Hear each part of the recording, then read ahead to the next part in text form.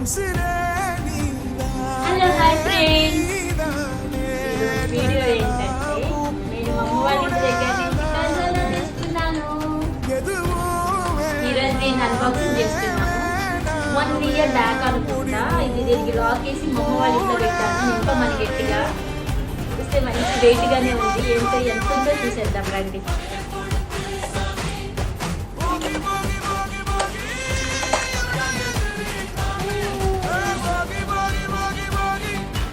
I didn't do this.